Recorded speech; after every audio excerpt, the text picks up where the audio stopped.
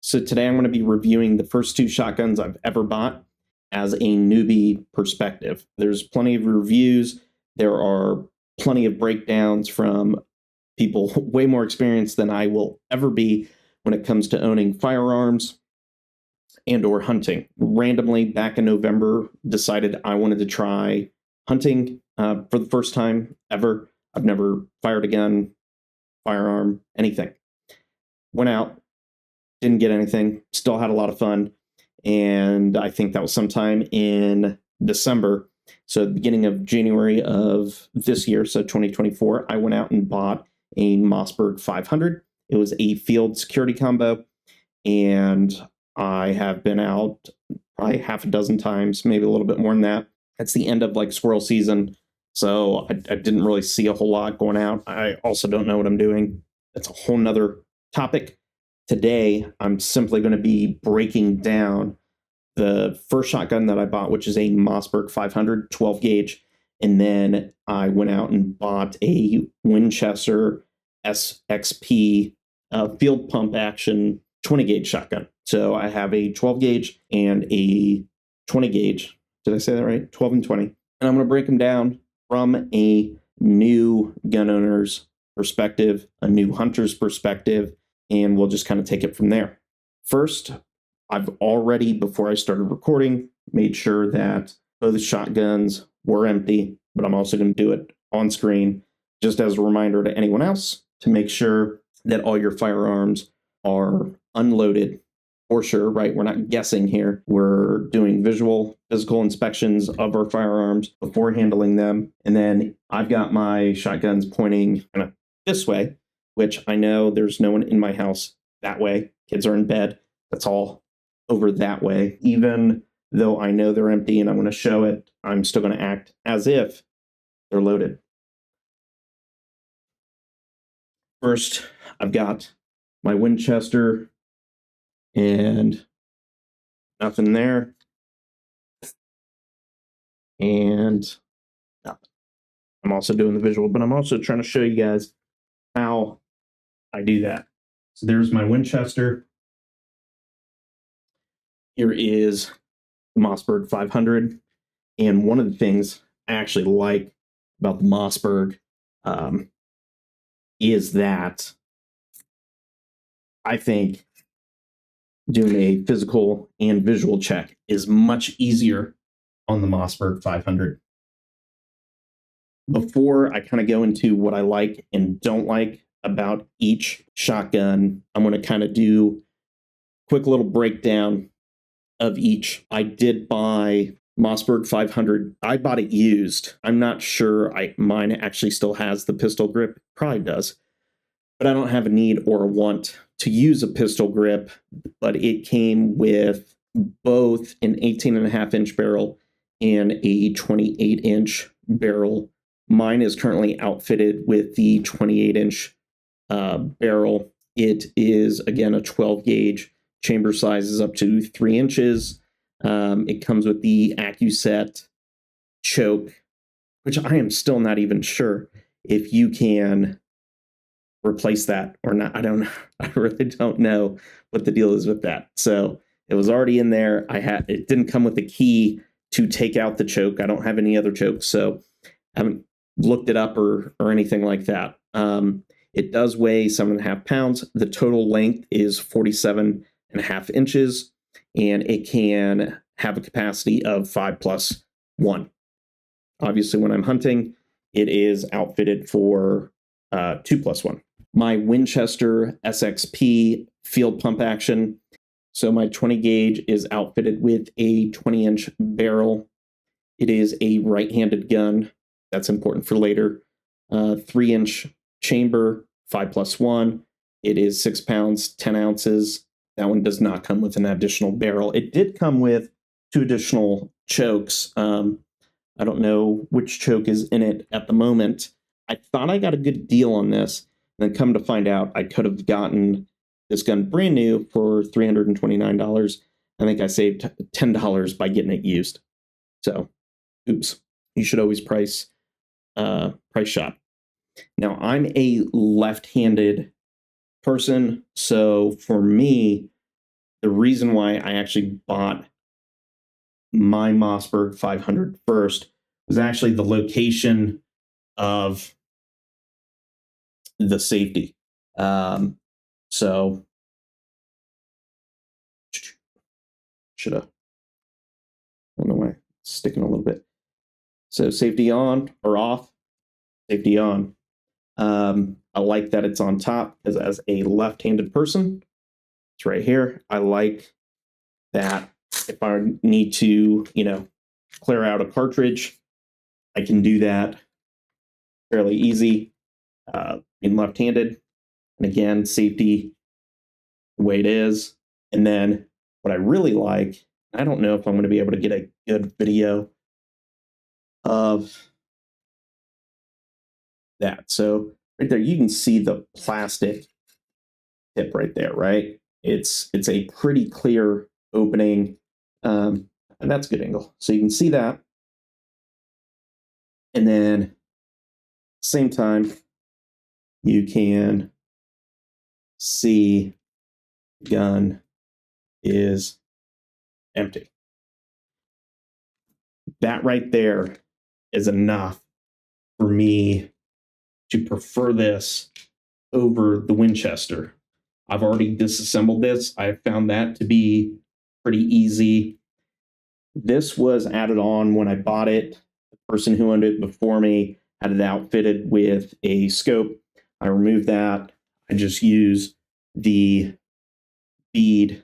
You can see that. It's got the ribbing, and which is a traditional hunter. It's actually got a second one, which my understanding is that's not as common. So anyway, for me, this one seems like it's a little bit simpler. I feel like the overall construction is a little bit better on this. Keep in mind, this one's the more powerful gun. And, when I go and shoot this, one thing I noticed with my Winchester over the 12 gauge is that the Mossberg, I fire, and then it's just like this, right? So I can't release it until I press the button, do the release, so on and so forth. I don't know all the terminology yet. Sorry, guys.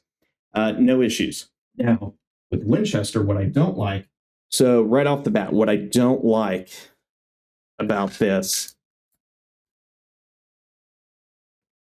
see, I'm already confused. So right here, I can tell it's empty. Flip it around. The pump. I don't know. I got to learn terminology. So this is, it covers it for one, right? So it's already covered here. So when I'm doing my physical and it's not as easy. I got to push down on that lever just to make sure I don't have any rounds in there. So from that standpoint, it's frustrating. It sticks a lot. I'm hoping I'm going to be able to fix that by disassembling it and greasing all the parts that need to be greased and giving it a once over, I guess. But I don't like that. It's stiff. But after, and you saw that we've cleared it, so I know it's empty. So when I go and I fire, I've noticed it'll be like that a lot, like somewhere like in the middle of racking it after I shoot it. So I think what's happening is I'm shooting it, the recoil, and then this is kind of like sitting back a little bit. So see, it's just so stiff. I'm not the weakest guy. I don't really struggle, with the Mossberg. It's super clean. Like, that sounds great too. I love that sound. I know I'm stuttering and sputtering over here because I'm not a gun expert. New to gun ownership. But what I'm trying to explain here is that as a left-handed person, the Mossberg 500 with the safety kind of over the thumb there, that is a lot easier. And not only that, look at this. Is the safety on? you can see. So I've got a son.